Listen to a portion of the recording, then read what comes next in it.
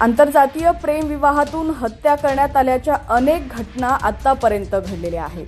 आता अशीच एक घटना समोर आली आहे. या घटनेत आई आणि भावानं मिळून किचनमध्ये कोयत्यानं बहिणीची निर्गुण हत्या केल्याची घटना घडली आहे. इतकंच नाही तर भावानं शीर धडा वेगळं करून त्यासोबत सेल्फी देखील काढला होता.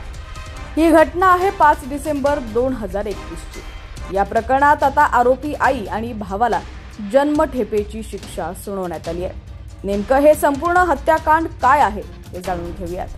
त्याआधी तुम्ही HPN मराठी न्यूज चॅनल पहिल्यांदाच पाहत असाल आणि अजूनही चॅनलला सबस्क्राईब केलं नसेल तर नक्की सबस्क्राईब करा आणि बेल आयकॉनवर क्लिक करून नोटिफिकेशन्स मिळवा, जेणेकरून आमचे अपडेट्स लवकरात लवकर तुमच्यापर्यंत पोहोचतील.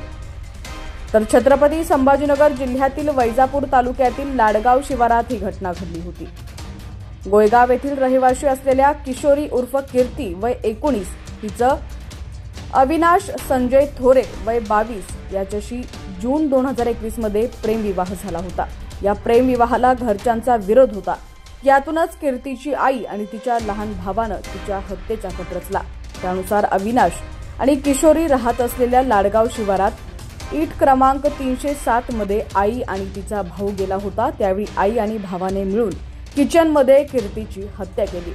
आईने कीर्तीचे पाय धरले तर भावानं कोयत्यानं तिच्या मानेवर सपासप वार केले. जिथपर्यंत शीर धडापासून वेगळं होत नाही तिथपर्यंत भाऊ बहिणीच्या मानेवर वार करतच राहिला आणि शीर धडापासून वेगळं केल्यानंतर त्यानं शीर हातात घेऊन त्याच्यासोबत सेल्फी काढला होता. या प्रकरणी अविनाश संजय थोरे यांच्या तक्रारीवरून आई शोभा मोटे आणि भाऊ संकेत मोटे यांच्या विरुद्ध तक्रार दाखल केली होती. या तक्रारीनंतर पोलिसांनी तपास करून न्यायालयात दोषारोपपत्र दाखल केलं होतं. त्यानंतर आता 3 वर्षांनंतर वैजापूर अतिरिक्त जिल्हा आणि सत्र न्यायालयानं आई आणि भावाला जन्मठेपेची शिक्षा सुनावली आहे.